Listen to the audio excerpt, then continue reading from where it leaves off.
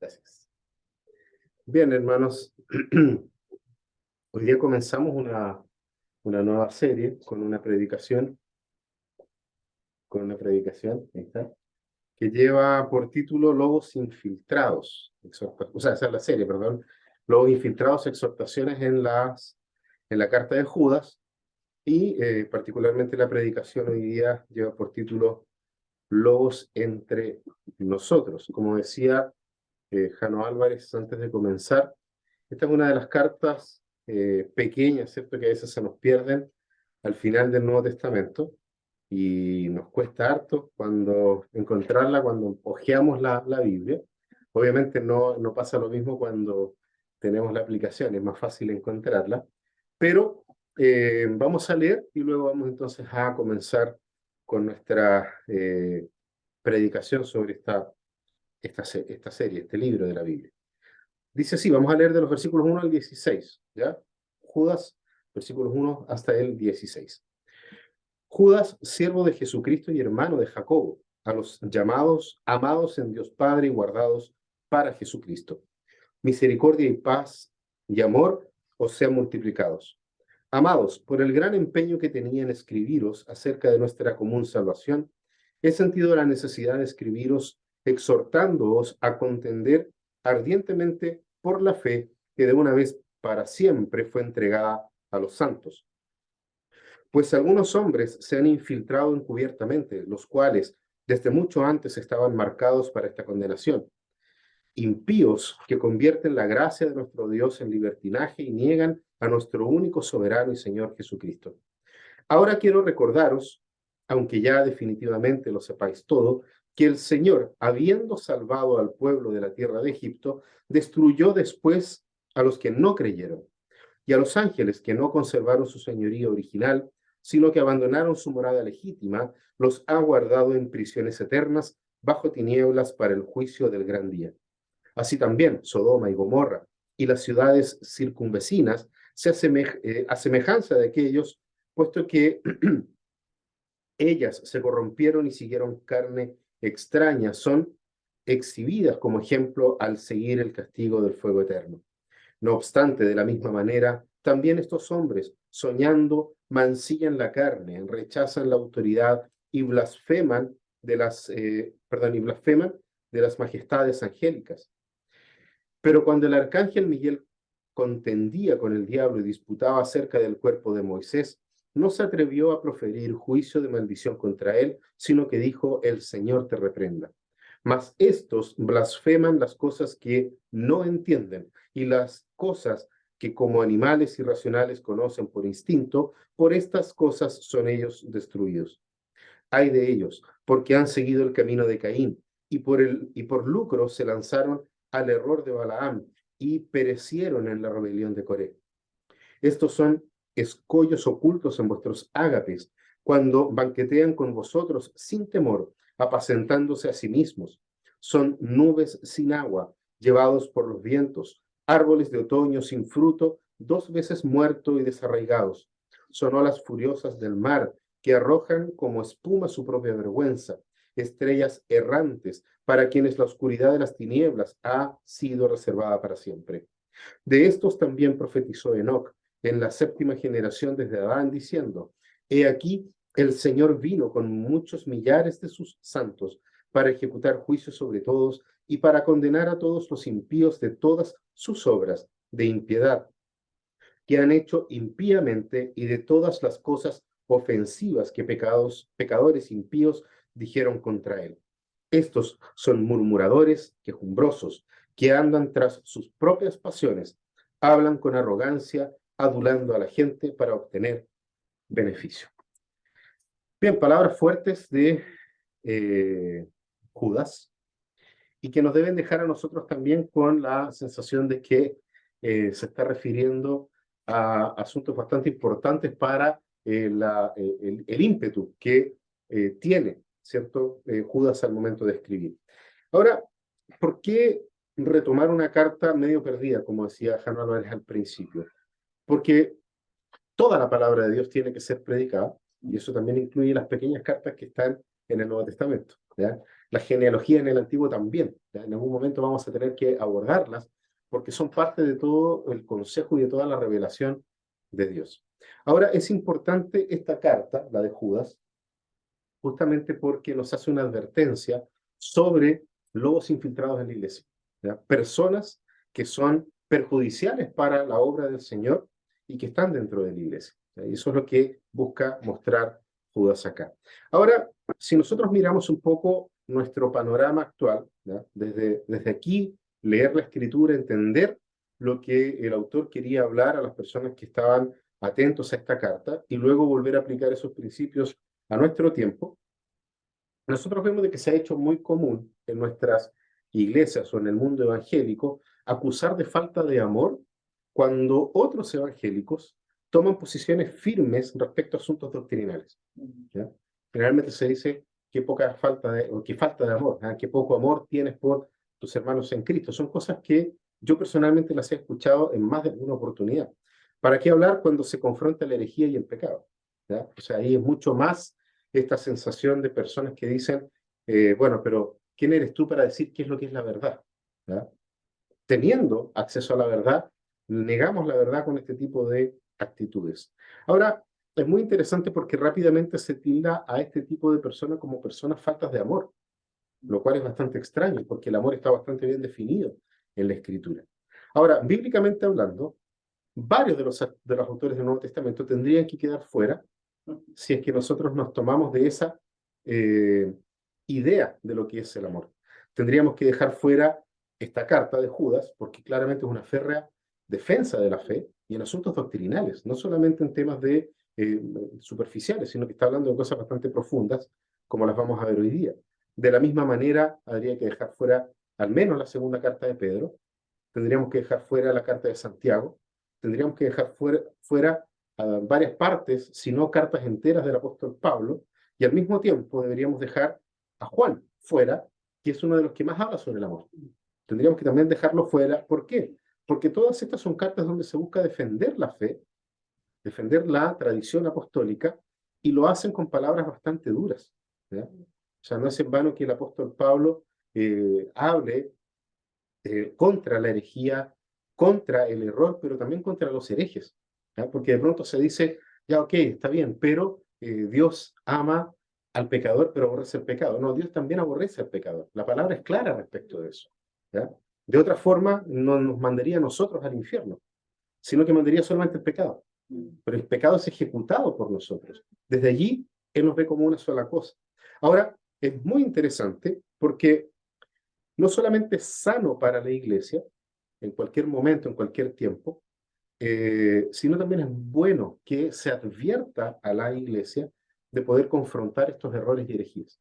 Es necesario que todos nosotros tengamos herramientas para poder hacer este trabajo, que no depende solamente de quien está en el púlpito, sino que depende de cada creyente. El tema es cómo entregamos esas herramientas para justamente poder confrontar. Nosotros vemos confrontaciones respecto a temas doctrinales en Pablo y Pedro, por ejemplo, en Gálatas capítulo 2, cuando Pablo dice que Pedro se alejó de lo que él mismo había defendido. Por miedo a los de la circuncisión, él comienza a pedir a la gente que se circuncide.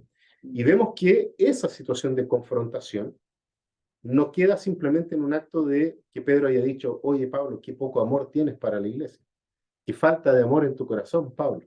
¿Ya? Ahora resulta que te crees superior a todos nosotros. Al contrario, por lo que el propio Pedro escribe sobre Pablo, nosotros entendemos de que Pedro fue confrontado, pidió perdón por su error y ciertamente le pide perdón a Pablo. ¿En qué forma?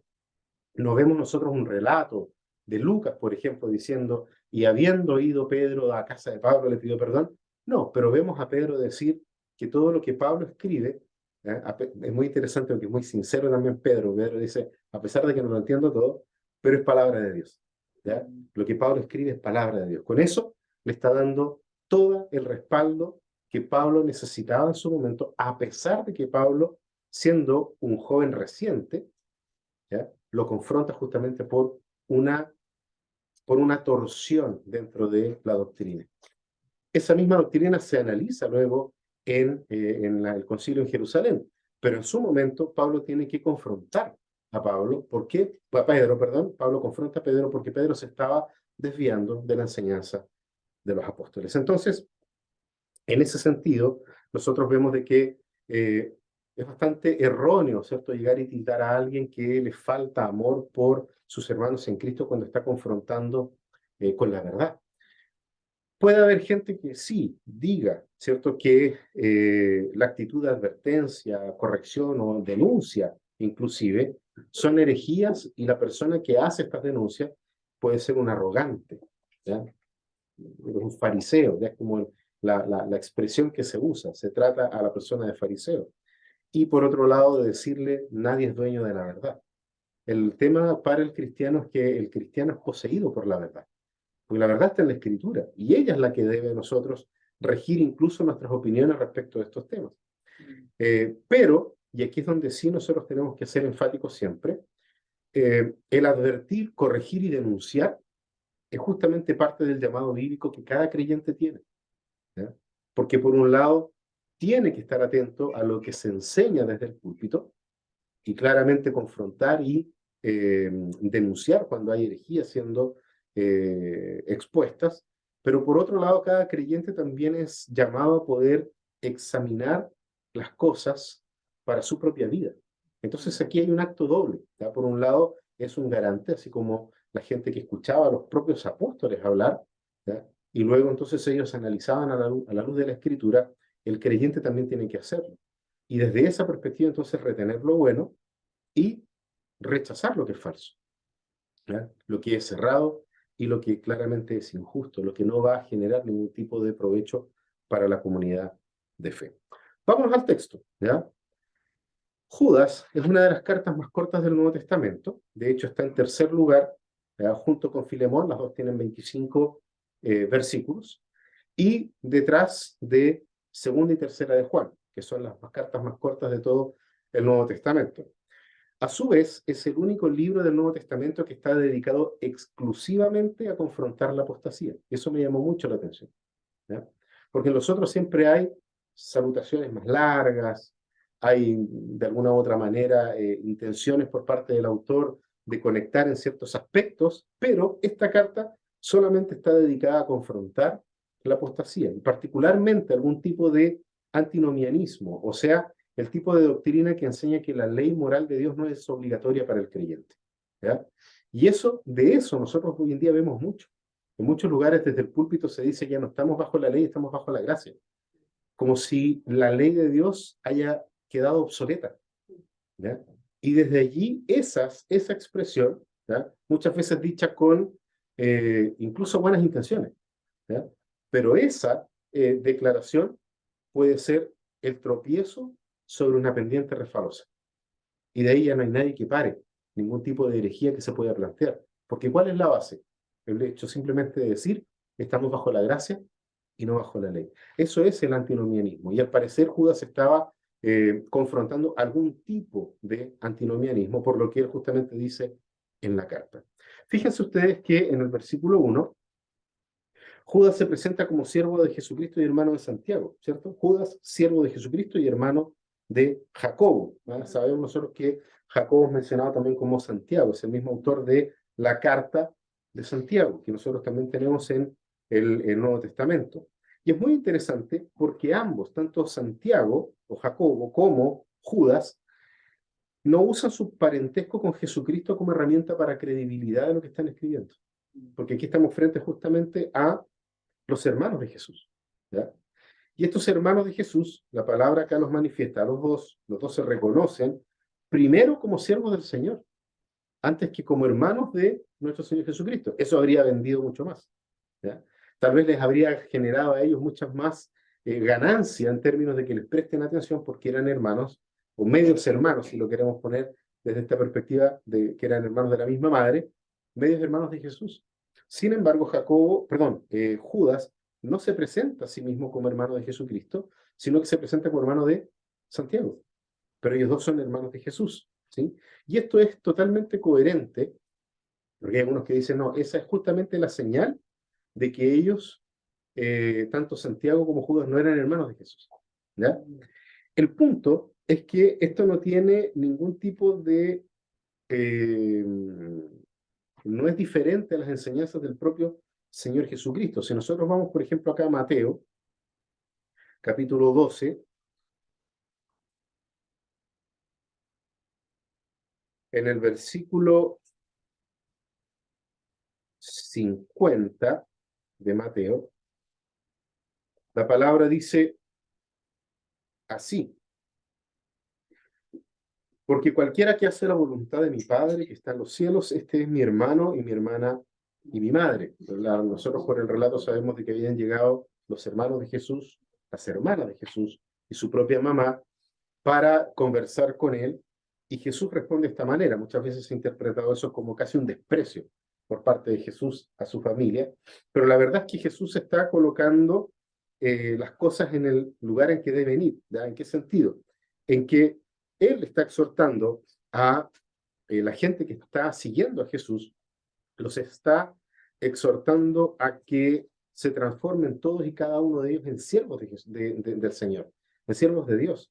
De hecho, la palabra que se usa, tanto acá en Judas como en otras partes de la Escritura, es la palabra doulos, ¿ya? Que es siervo. Y solamente un siervo hace la voluntad de su Señor. ¿Ya? Entonces no hay ninguna incoherencia por parte de Judas en presentarse como hermano de Santiago, además de que Santiago se había transformado en uno de los líderes de la iglesia. Entonces tenía en ese sentido un buen apoyo, decir que era hermano de Santiago, ¿ya? Antes que decir de que era hermano de Jesús. Pero por sobre todas las cosas, nosotros en esta pequeña declaración, siervo de Jesucristo, nosotros vemos cómo la palabra de Dios nos manifiesta, por un lado, humildad, pero no una falsa humildad que alguien podría decir, oh, qué humilde que es, como para que lo alaben. Al contrario, sino que la humildad de una persona que ha creído en Jesucristo. ¿Por qué? Porque ni Santiago ni Judas creían en Jesús. ¿Ya? Eso nosotros lo vemos en Juan. Miren, acompáñenme ahí al Evangelio de Juan, capítulo 7, en el versículo 5. Voy a leer desde el versículo 1, ¿ya? Para que se entienda el contexto. Dice: después de esto Jesús andaba por Galilea, pues no quería andar por Judea porque los judíos procuraban matarle. Y la fiesta de los judíos, la de los tabernáculos, estaba cerca. Por eso sus hermanos le dijeron: sal de aquí y vete a Judea, para que también tus discípulos vean las obras que tú haces. Porque nadie hace nada en secreto cuando procura ser conocido en público. Si haces estas cosas, muéstrate al mundo. Y fíjense lo que aclara Juan: porque ni aun sus hermanos creían en él. ¿Ya? Entonces fíjense cómo el hecho de que Judas se manifieste como siervo es porque en algún momento pasó a creer en Jesús, como el Señor, como el Kyrios.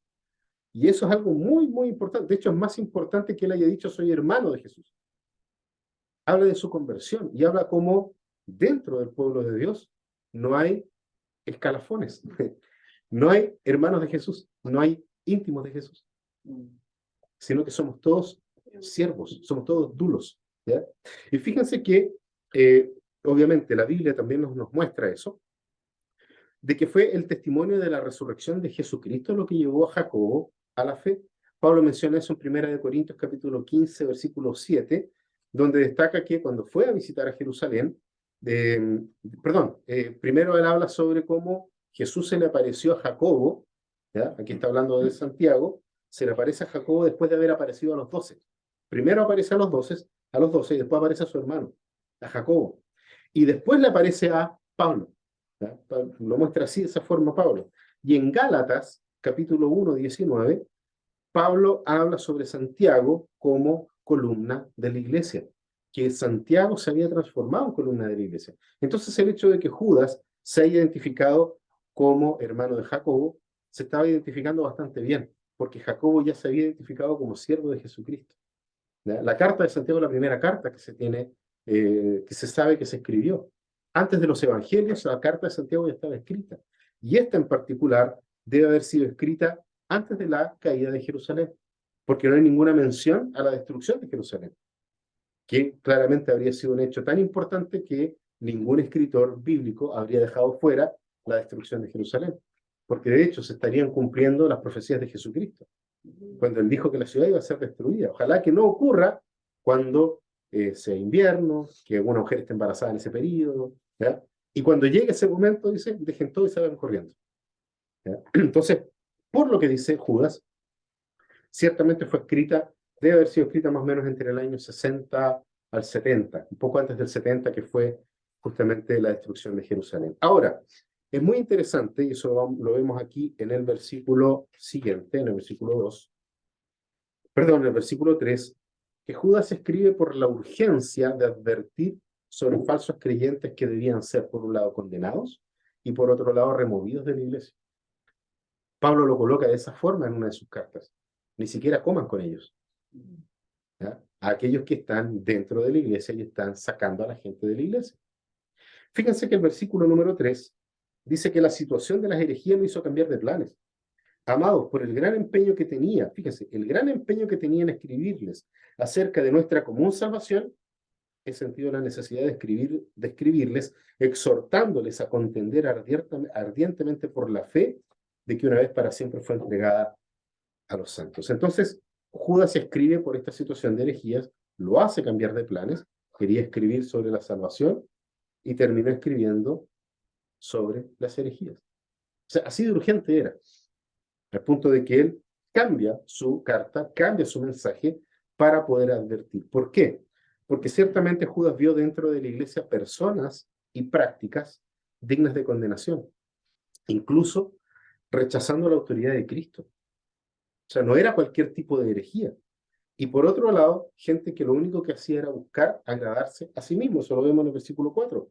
Algunos hombres se han infiltrado encubiertamente, los cuales desde mucho antes estaban marcados para esta condenación, impíos, que convierten la gracia de nuestro Dios en libertinaje y niegan a nuestro único soberano y Señor Jesucristo. Entonces Judas no se da muchas vueltas en el asunto y entra directo a llamar a los hermanos a estar firmes en la doctrina y a que luchen por ella. Fíjense bien en lo que dice en el versículo 3. Los llamo a contender ardientemente. ¿Ya? A contender ardientemente. O sea, no solamente tengan cuidado, sino que yo les voy a mostrar cuáles son las herramientas y ustedes, cada uno es responsable de poder contender a este tipo de personas. Entonces, ¿qué vamos a hacer frente a eso? ¿Cambiar el mensaje de la Biblia? Por eso es importante esta carta para la iglesia, porque cada uno de nosotros es llamado por nuestro Señor a que contendamos en contra de las herejías. Si bien es cierto, se puede hacer o hablar mucho más que dos predicaciones, que son las predicaciones que vamos a tener en esta carta. Ya el día 27 vamos a comenzar con una serie de Adviento y Navidad. Esta pura carta daría como por unas 8 o 9 predicaciones, ¿ya? Así fácil, ¿sí? Sin embargo, a grandes rasgos, la Biblia, perdón, la carta de Judas está dividida después de la salutación y de la doxología que aparece en los últimos versículos, está dividido en dos grandes temas, ¿ya? Hasta el versículo 16, o sea, desde el 3 hasta el 16, Judas nos dice el por qué luchar. Ya que nos está llamando a luchar, nos está diciendo el por qué luchar. Y desde el versículo 17 hasta el versículo 23, nos está diciendo o nos está mostrando cómo luchar. ¿Ya? Nos entrega las herramientas de cómo luchar. Con recursos reales y, lo más interesante, recursos bíblicos. ¿Sí?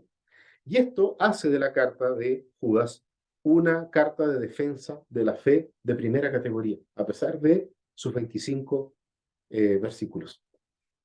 Sobre la primera parte, ¿ya? Sobre el por qué luchar, Judas no escatima en formas de denunciar el veneno mortal que tiene que ser identificado. De ahí lo vamos a ver detalladamente. Y eso me hizo recordar una frase de Charles Spurgeon, denominado el príncipe de los predicadores.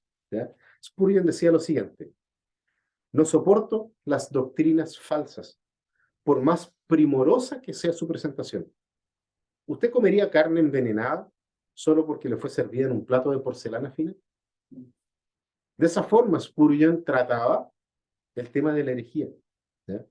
Y es muy, muy interesante porque podríamos nosotros decir, hay cosas que ya no deberían ocurrir en la iglesia, pero siguen ocurriendo.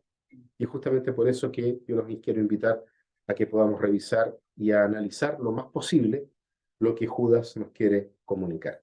Aquí cabe a nosotros hacernos una pregunta. ¿Cómo hace Judas para confrontar a estos infiltrados, a estos lobos entre nosotros? ¿De qué forma lo hace? Y nosotros vemos desde el versículo 4 hasta el versículo 16, al menos 4 formas de hacerlo. ¿Ya? Al menos 4 formas de hacerlo. Lo primero que nosotros vemos acá es que Judas confronta a los infiltrados identificando al enemigo. Eso está en el versículo 4. Judas presenta un par de características. Fíjense bien. Primero, son disimulados o encubiertos. Fíjense que dice, algunos hombres se han infiltrado encubiertamente. ¿Ya? Y la palabra que usa Judas para hablar de estos que se disimulan de manera encubierta es justamente el tipo de persona que está presente, pero intenta no ser percibida. ¿Ya? O sea, es ser disimulado, por un lado, es entrar aparentando estar interesado en la vida de la iglesia, por algo está ahí, pero no lo está. ¿Ya? No lo está. Entonces, cuesta identificar, ¿por qué? Porque no es alguien que está atacando a la iglesia, sino que de manera encubierta y disimulada está dentro de la iglesia. Lo segundo que dice Judas es que son impíos, o sea, no muestran ningún tipo de devoción, porque claro, al tornarse apóstatas, ya están condenados. Lo que dice acá, ¿cierto? Dice en el versículo 4, desde mucho antes estaban marcados para esta condenación, no está hablando aquí sobre algún tipo de eh, predestinación para salvación y predestinación para condenación. No son las palabras que Judas está aplicando acá, simplemente sus actos ya hablan de que estaban condenados. O sea, son personas que no han tenido o no tienen ningún tipo de convicción de pecado en sus corazones. ¿Ya? Un poco lo que dice Jesús cuando dice, yo no vine a condenar el mundo, porque el mundo ya estaba condenado. Entonces son personas que actúan conforme al mundo. O sea, son impíos. No son personas que hayan encontrado en la piedad de Cristo su propia salvación. Por eso son personas impías. Lo tercero que dice Judas es que son enemigos de la gracia. Fíjense lo que dice acá en el versículo 4 todavía. Se convierten la gracia de nuestro Dios en libertinaje y niegan a nuestro único soberano y Señor Jesucristo. Acá, claramente, estas personas se infiltran de manera muy sutil dentro de la iglesia. ¿Para qué? Para cambiar la doctrina. O sea, son personas que podríamos decir que tienen aguante dentro del lugar en donde no están interesados en aportar, sino que están interesados en aportillar. Y aún así están interesados a tal punto que tienen el aguante suficiente para poder ir de a poco transformando el pensamiento de las personas. ¿Y por qué lo hacen? Porque de esa manera quieren tener bases para poder justificar sus actitudes libertinas. Están dentro, no vienen de afuera, no están atacando a la iglesia desde afuera, sino que se han infiltrado para poder hacer este tipo de cambio. Y lo cuarto, que claramente es una de las cosas más complejas, niegan la supremacía de Cristo. ¿Ya? Aquí a mí me llama la atención lo siguiente, porque dice que niegan a nuestro único soberano y Señor Jesucristo. Hay una idea que Judas tiene sobre la soberanía de Cristo. Para poder hacer justamente este contraste, él tiene que tener una idea preconcebida de qué es lo que es la soberanía de Cristo. Y eso lo encontramos en el mismo libro, en el versículo 25. ¿Ya? El versículo 25, que lo vamos a ver la próxima semana, dice lo siguiente: el único Dios, nuestro Salvador, por medio de Jesucristo nuestro Señor, sea gloria, majestad, dominio y autoridad antes de todo tiempo, y ahora y por todos los siglos. Esa es la noción de soberanía que tiene Judas respecto de Jesús. Judas está totalmente consciente de que Jesús vino a este mundo, encarnándose, despojándose de sí mismo, pero nunca dejó de ser Dios. O sea, está diciendo que Jesucristo es Dios. Y esa declaración es bastante potente para una persona que está escribiendo antes del primer siglo, de que termine el primer siglo. Tiene que tener una convicción plena de quién era la persona de Jesucristo para poder estar haciendo este tipo de declaración. Y por eso defiende esto, porque ahí nosotros vemos cómo Judas reafirma la soberanía de Cristo y obviamente del versículo 25 nosotros podemos deducir, como hay una afirmación, podemos deducir de que las personas a las que está hablando acá niegan la gloria, niegan la majestad, niegan el imperio y niegan la potencia eterna de Cristo. Y ahí entonces puede entrar cualquier herejía respecto de la persona de Jesucristo. Que nosotros vemos esa situación en otras cartas del Nuevo Testamento, en donde rápidamente se aparecen herejías en contra de la persona de nuestro Señor Jesucristo. Y eso es un poco lo que Judas también nos está diciendo acá. Ahora, ¿cuál es la otra forma en que Judas confronta a estos lobos infiltrados? Lo segundo es recordando lo que Dios ya hizo sobre este tipo de personas. Y eso lo vemos de los versículos 5 al 7. Judas presenta acá 3 ejemplos del juicio de Dios sobre aquellos que se resistieron a su autoridad y por esa razón se apartaron de la verdad. Primero, en el versículo 5, pone como ejemplo a su pueblo Israel. Dice, ahora quiero recordaros, aunque ya definitivamente lo sepáis todo, que el Señor, habiendo salvado al pueblo de la tierra de Egipto, destruyó después a los que no creyeron. Vamos ahí, por favor, a Números, capítulo 14.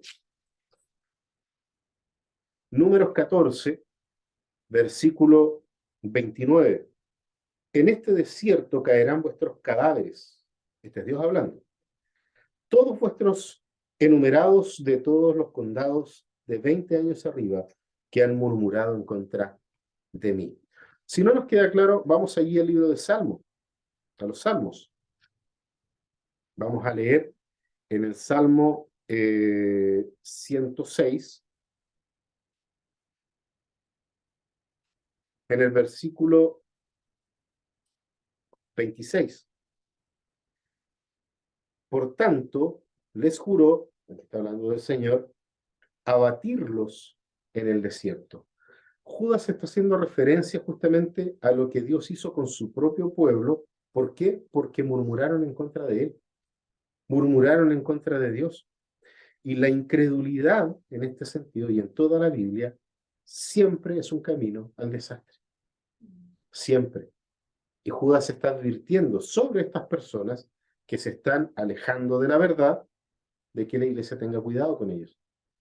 Y les recuerda esto, dice, no se olviden de lo que pasó con los que no creían ni se sometieron cuando fueron sacados de Egipto. Pero la gente siempre cuestionaba a Moisés, ¿ya? Siempre estuvo cuestionando, siempre negaba la autoridad que Dios le había dado a Moisés. Por otro lado, pone el ejemplo de los ángeles caídos, en el versículo número 6, ahí en Judas, dice, y a los ángeles que no conservaron su señoría original, sino que abandonaron su morada legítima, los ha guardado en prisiones eternas, bajo tinieblas para el juicio del gran día. Fíjense que hay una similitud bastante grande entre Segunda de Pedro, capítulo 2, y Judas. Tratan casi los mismos temas. Y de hecho, allí en Segunda de Pedro, capítulo 2, versículo 4, declara que Dios ejerció juicio sobre los ángeles caídos cuando los condenó. Dice, porque si Dios no perdonó a los ángeles cuando pecaron, sino que los arrojó al infierno y los entregó a fosos de tinieblas reservados para el juicio, y ahí entonces sigue hablando, y obviamente está apuntando Pedro a los que hacen las mismas cosas en el tiempo presente, cuando escriben ellos la carta. Entonces es muy interesante, ¿por qué? Porque Judas está recordándole a las personas a las que le está escribiendo de que no es posible rebelarse contra Dios y salir impune. Nadie, ni siquiera los seres angelicales, ¿ya? El tercer ejemplo que da es el ejemplo de Sodoma y de Gomorra. Vamos ahí de nuevo al versículo 7 de Judas. A propósito de que se pierde Judas, se me perdió aquí.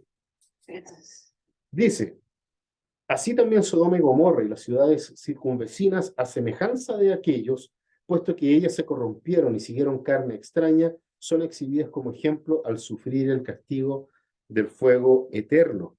Fíjense que el estilo de vida impío de Sodoma y Gomorra los hizo merecedores de ser mal ejemplo. ¿Ya? O sea, no fueron buenos para nada. Fueron buenos con mal ejemplo. Y qué terrible mal ejemplo que fue Sodoma y Gomorra. En Segunda de Pedro, vamos a recurrir de nuevo a Pedro, que también aporta en esta reflexión. En Segunda de Pedro, capítulo 2, en el versículo 6, nos amplía el mal de los sodomitas, ¿ya? Y lo vamos a leer. ¿Qué es lo que dice Segunda de Pedro, capítulo 2, versículo 6? Si condenó la destrucción, a la destrucción la ciudad de Sodoma y Gomorra, reduciéndolas a cenizas, poniéndolas, por ejemplo, para los que habían de vivir impíamente después. Ahí se hace referencia a una vida impía, ¿ya? Una vida impía. ¿Y qué es entonces una vida impía en la Escritura? ¿Ya? Para poder tener una claridad plena. Porque generalmente nosotros asociamos Sodoma y Gomorra, y de hecho en el diccionario uno busca la palabra sodomita y aparece como un pervertido sexual. Pero no es solamente el uso de la sexualidad contrario a lo establecido por Dios lo que nos llevó a condenar, sino que también por todo lo que cualquier incrédulo va a ser lanzado al infierno. ¿Y cuáles son estas cosas? Injusticia, fornicación, idolatría, adulterio, perversión, robo, avaricia, borrachera, calumnia y estafa. Esas son palabras de Pablo respecto a este tema. ¿Ya? Esa es la lista que dan en las Escrituras respecto de. ¿Ya? Entonces no era solamente un tema de perversión sexual, sino que también, como dice la Escritura, y Dios acusando a su propio pueblo, le dice, tu hermana Sodoma es igual que tú. O sea, la pone a Jerusalén, perdón, pone a Israel como hermano mayor, como hermano a ser imitado, en que teniendo abundancia de pan, no le dieron al necesitado. Eso es lo que la palabra dice respecto de Sodoma y Gomorra. ¿Ya? Entonces también saquemos un poco la idea de que solamente fue una perversión sexual. Están todas estas cosas acá. Y todo tiene que ver con mirarse a sí mismo y no pensar en el prójimo. ¿Sí? Y la tercera forma en que Judas confronta a estos lobos es exponiendo el pecado. Eso lo vemos de los versículos 8 al 11. Judas ahora, usando ejemplos y actitudes de los lobos infiltrados, expone cada uno de los pecados que estos tenían. ¿Ya?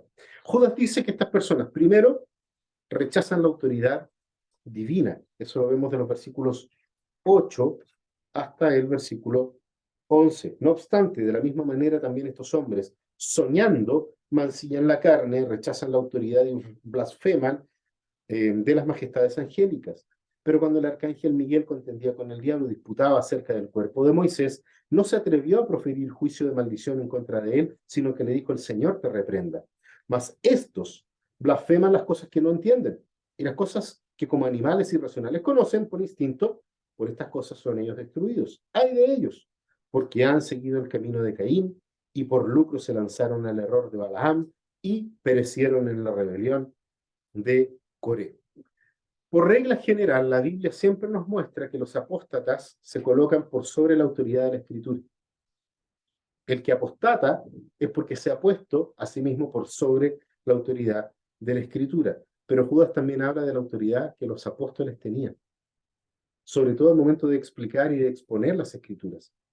Y eso nos muestra a nosotros uno de los principios del cristianismo, y es que la autoridad final de todas las cosas es la palabra de Dios. Ella es el centro de todo. Y por otro lado, lo que Cristo enseñó, porque Cristo interpretó bien el Antiguo Testamento, y obviamente por la enseñanza de Cristo lo que los apóstoles enseñaron. O sea, si hay una palabra final para todo, está en lo que Cristo y los apóstoles enseñaron respecto de toda la Escritura. Y eso es lo que Judas quiere rescatar acá. ¿Por qué? Porque es interesante que cuando la Biblia dice aquí, de la misma manera, fíjense en el versículo 8 dice, no obstante, de la misma manera también estos hombres, ahí está incluyendo la idea de incredulidad, de insurrección y de vida inmoral de la que estaba hablando anteriormente. ¿Ya? De la misma manera, o sea, estas mismas cosas están presentes acá. Y eso tiene mucho sentido. ¿Por qué? Porque al ser insurrectos, los insurrectos viven en un mundo irreal, en un mundo ilusorio. Acá dice soñando. ¿Ya? No es la realidad. Se han fabricado una realidad. Y en esa realidad fabricada viven los apóstatas de la fe, los lobos infiltrados, esos lobos que están en el pueblo de Dios y que están dentro del pueblo de Dios socavando, así de a poco, pero buscando torcer toda la escritura. ¿Para qué? Para poder ellos vivir las vidas que ellos quieren vivir, abusando de la iglesia y del pueblo de Dios. Ahora, el versículo 9 merece una atención bastante especial. ¿Ya? ¿Por qué? Porque Judas cita el libro apócrifo llamado Testamento de Moisés, ¿ya? En donde se habla justamente de esta batalla entre Miguel, perdón, entre el arcángel Miguel y el diablo, Satanás. Ahora, ¿cómo podemos entender esto? ¿Ya? ¿Cómo puede un autor de digamos, un autor del Nuevo Testamento, un autor canónico, citar un libro no canónico, ¿ya? Un libro apócrifo. Fíjense que de partida el canon no estaba cerrado en este minuto. Eso es lo primero que nosotros tenemos que decir. Y aparte de eso, nosotros tenemos que saber de que el Testamento de Moisés era un libro bastante común en la tradición judía del siglo I. Por lo tanto, lo que hace Judas, más allá de la discusión canónica, él toma el ejemplo a destacar de que sí hay condenación para los que se creen autoridad. ¿Ya? Porque fíjense que el versículo 8 dice, blasfeman de las potestades superiores. ¿Ya?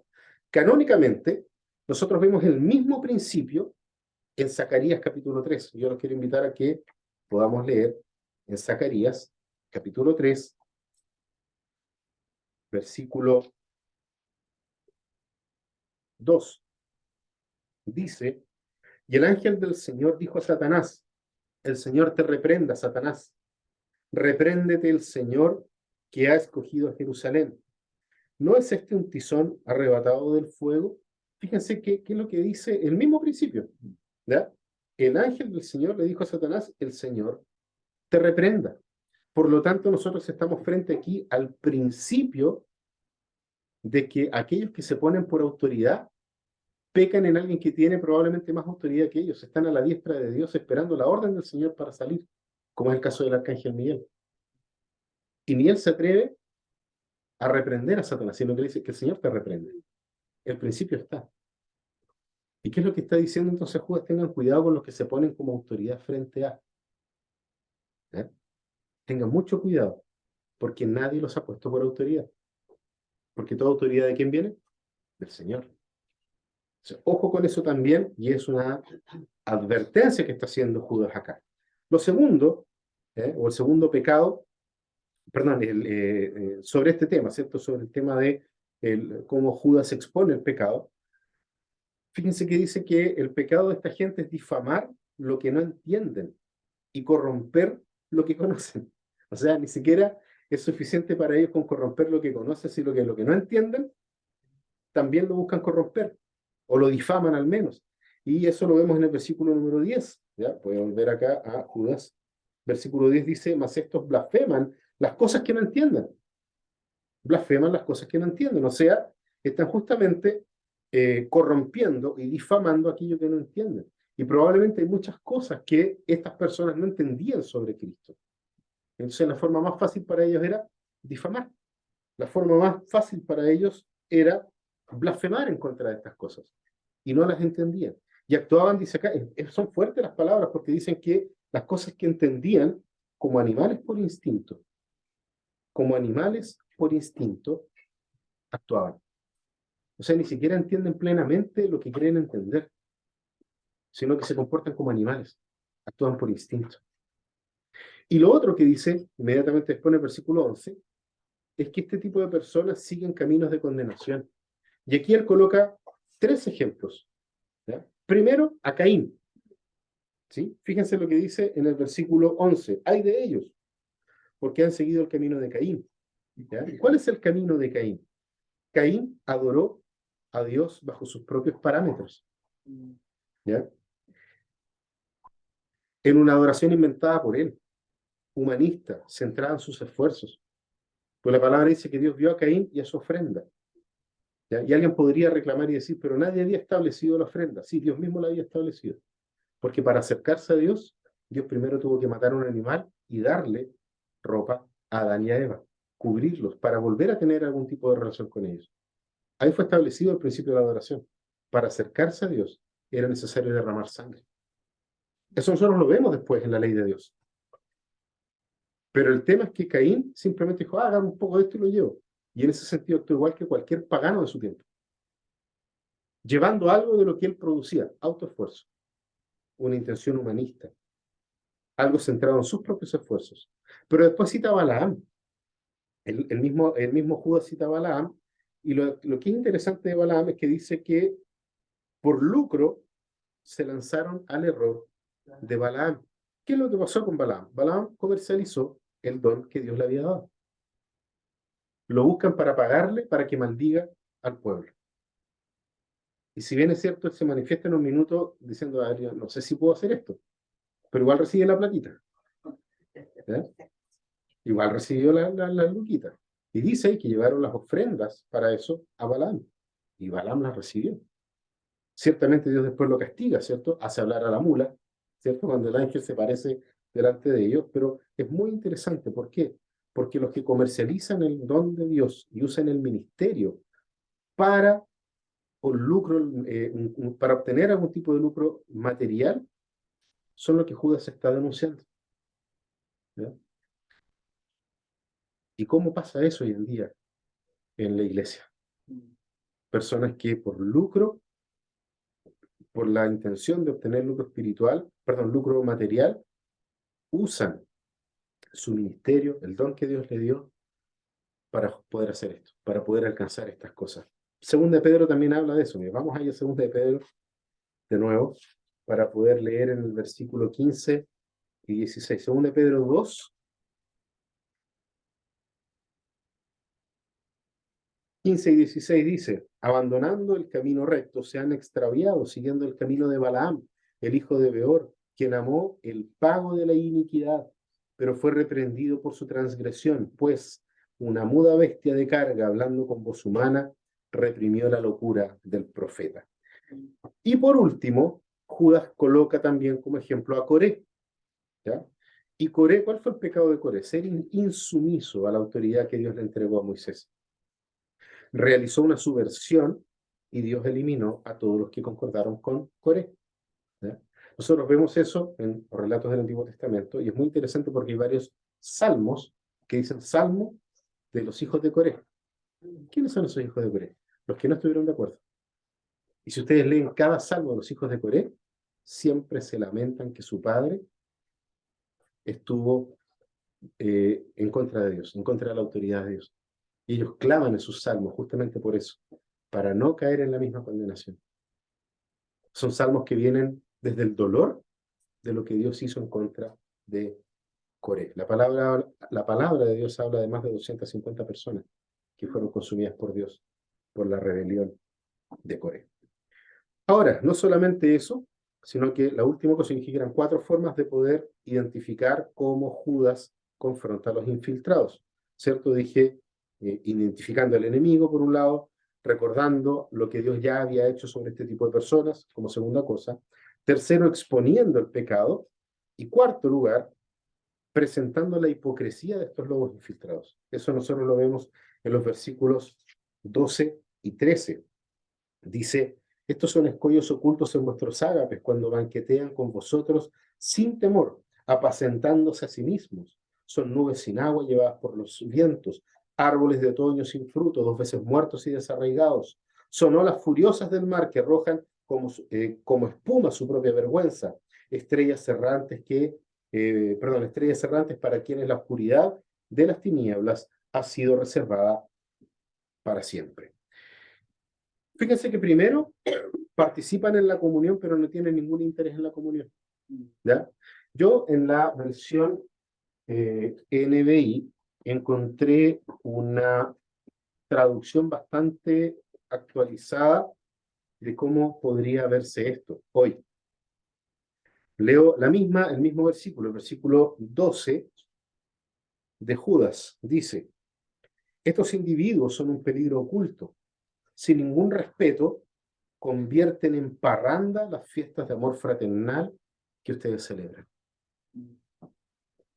O sea, participan de la comunión, pero no tienen ningún interés real en la comunión, porque la comunión de creyentes jamás va a ser una parranda, por muy fiesta que haya, por mucha alegría que podamos tener. Es más, la palabra siempre nos invita ¿a qué? A celebrar, ¿ya? Pero lo más probable es que estas personas de las que Judas está hablando es las que no tienen ninguna vergüenza en que si todos los demás se emborrachan, como lo dice el apóstol Pablo después. El problema son aquellos de ustedes que entre ustedes se ponen a comer y se emborrachan antes de participar de la cena. Entonces, fíjense hasta qué punto llega este tipo de gente que no les interesa de que la comunión entre los hermanos y la comunión con Dios se mantenga, a pesar de que puedan estar celebrando. ¿Ya? Por eso me llamó la atención la traducción que hace acá, convierten en parranda, ¿ya? las fiestas de amor fraternal que ustedes celebran. Y eso es lo que condena justamente Judas acá.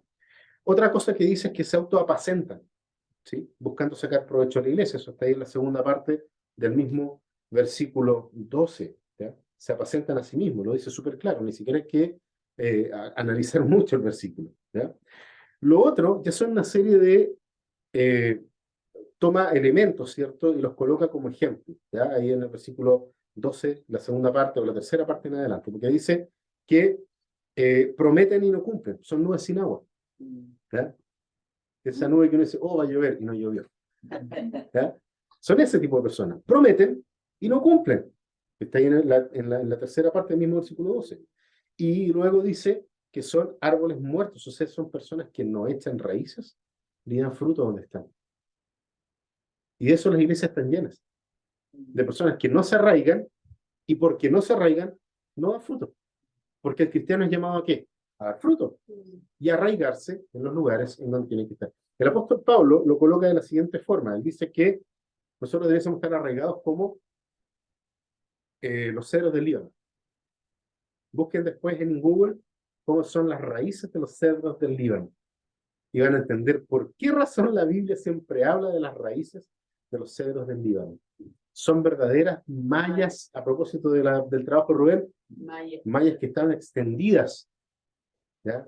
Grandes, se entrecruzan entre los árboles. ¿Para qué? Para no caer, se firman unos con otros. ¿Ya? ¿Y qué es lo que dice Judas acá? Son árboles muertos. Y de hecho lo dice de una manera bastante interesante, porque esos son árboles de otoño, sin fruto, 2 veces muertos. O sea, aquí está hablando también de la condenación futura. Y lo otro que dice, acá, ya está en el versículo 13, dice que generan revuelta y esparcen suciedad, porque los trata como olas que espuman su vergüenza. ¿Se acuerdan ustedes del tsunami del año 2010? ¿Cierto? Que se veía un montón de espuma y agua, y cuando se retiró era todo suciedad. Así son estas personas. Son como olas del mar que generan revuelta y esparcen suciedad, pero no aportan absolutamente nada. Y la última los compara con estrellas fugaces, porque dice en la parte final del versículo 13, estrellas errantes, para quienes la oscuridad de las tinieblas ha sido reservada para siempre. ¿Por qué? Porque brillan para apagarse en la oscuridad. Una estrella fugaz puede llamar nuestra atención, pero ligerito se apaga y muere.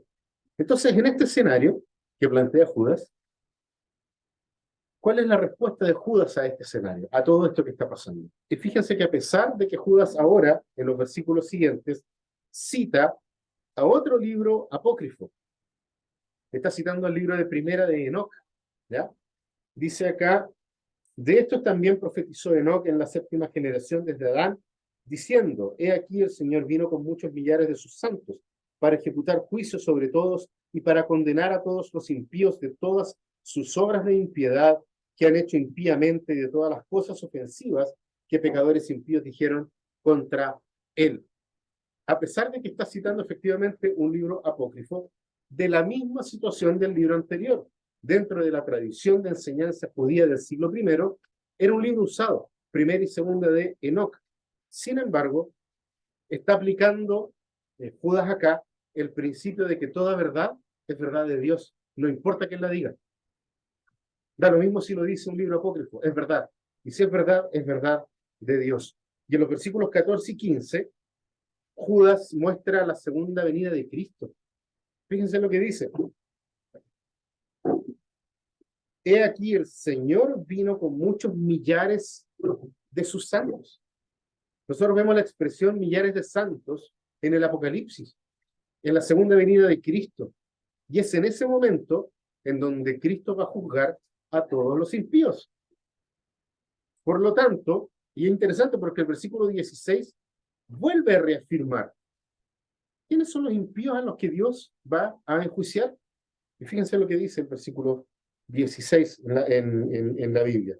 Murmuradores, quejumbrosos, que andan tras sus propias pasiones, hablan con arrogancia, adulando a la gente para obtener beneficio. O sea, ¿quiénes son esos impíos a los que Cristo viene a juzgar? Murmuradores, criticones, los que se dejan llevar por sus propias pasiones, los que hablan con arrogancia y hablan a los demás para sacar ventaja de ellos y no para servirlos a ellos, que era el principio de la iglesia, el servicio a los demás. Entonces, hermanos, para ir ya terminando, si hay una carta contingente, es esta. Exacto. ¿Por qué? Porque la iglesia necesita volver a oír este mensaje. Muchos no querrán admitirlo, pero la iglesia está bajo ataque. Y es un ataque que viene tanto desde afuera, pero también desde adentro, que es lo peor. Porque siendo desde adentro, nos damos menos cuenta, ¿ya? Y generalmente vamos en contra de aquellos ataques externos. Porque aquí, en las personas que cita Judas, están los cobardes que modifican la verdad para que la verdad parezca menos ofensiva. Son cobardes. Se acobardan detrás de qué? De un mensaje que los puede a ellos salir mal o que pueden hablar en contra de ellos. Por otro lado, están los que alucinan unciones fuera de la Biblia para poder arrogarse autoridad más allá de la Escritura. Y han engañado al cuerpo de Cristo con la invención de la espontaneidad en la adoración, siendo que la espontaneidad es la máxima expresión del humanismo satánico. No hay nada peor en este mundo que la espontaneidad. Sé tú mismo. Eso es ser espontáneo. Al contrario, la palabra de Dios nos muestra cómo Él quiere ser adorado y la manera en que su pueblo tiene que adorar al Señor. Por lo tanto, terminan trastocando la Escritura. ¿Para qué? Para negar la verdad. Niegan la verdad de que Dios ha establecido todas las cosas como nosotros debemos acercarnos a Dios, diciendo, sé tú mismo. Toma la guitarra y sé tú mismo. Y alaba al Señor, porque lo que a Él le importa es tu corazón. La Biblia no nos dice eso. Dios aborrece nuestro corazón. Nuestro corazón tiene que ser transformado por la palabra de Dios. Por eso trastocan las escrituras, para poder hacer lo que ellos quieren. Y todo lo hacen, ¿por qué? Por lo que dice Judas, para obtener fama y obtener fortuna. No lo hacen por otra cosa. Y eso es lo que el Señor nos está mostrando en esta carta. Entonces, considerar como falta de amor el hecho de discordar de los errores y de las herejías de los lobos malintencionados que están dentro de la iglesia es desconocer la naturaleza del amor bíblico. Es desconocer la naturaleza del amor bíblico. ¿Por qué? Porque amor y verdad caminan juntos. El profeta Oseas, ahí en Oseas capítulo 4, reclamó que no había ni amor ni verdad en los habitantes de la tierra de su época. Los coloca juntos. El apóstol Pablo pidió que los efesios siguieran la verdad en amor, ahí en Efesios 4:15. Y a la iglesia en Tesalónica la denunció a que los que no recibían el amor de la verdad para ser salvos. Ese era un problema en Tesalónica. Pedro, por otro lado, afirma que la obediencia a la verdad purifica el alma y conduce al amor no fingido. Fíjense cómo caminan juntos amor y verdad. Entonces, ya bueno, y claramente Juan, que es el que más habla sobre el amor, desea que la verdad y el amor del Padre estén con sus lectores, ahí en segunda de Juan, en el versículo número 3. Entonces, queridos hermanos, querer que la verdad predomine y luchar por eso no puede ser confundido por falta de amor. No puede ser confundido como falta de amor. Y mucho menos con aquellos que enseñan los errores. Hay que denunciar y al mismo tiempo hay que mostrar cuál es el camino verdadero. ¿Podríamos nosotros acusar a Judas de falta de amor entonces por la rigidez con la que él resiste el error teológico? No. Estaríamos yendo de la Escritura, estaríamos yendo en contra de la Escritura.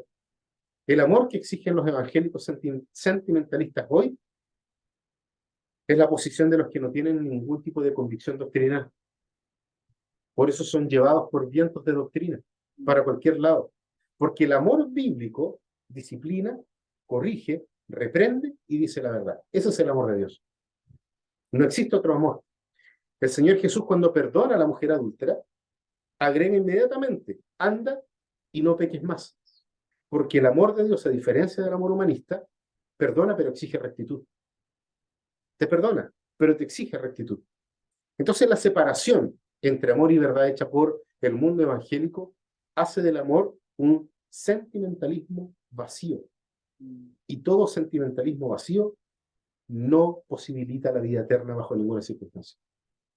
Por lo tanto, enseñar eso es conducir a la gente a la perdición eterna y no a la salvación con nuestro Señor Jesucristo. Entonces, el amor que vociferan los que se ofenden con la defensa de la sana doctrina, la exhibición del error y la confrontación de la mentira no es amor bíblico. Punto final. Aquí tendríamos que decir como Lutero, demuéstreme con la Escritura, porque mi mente está sometida a la palabra de Dios. Si no encuentra los argumentos bíblicos, entonces es mero sentimentalismo barato y vacío, sin posibilidad de vida eterna. La verdadera falta de amor con las personas sería dejarlas que continúen siendo engañadas. Eso es falta de amor.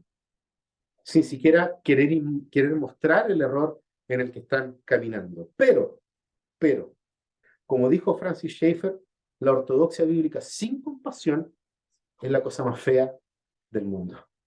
Entonces, debemos por un lado llamar al arrepentimiento, al mismo tiempo que apuntamos a descansar por fe en la obra consumada de Cristo. Arrepentimiento y fe.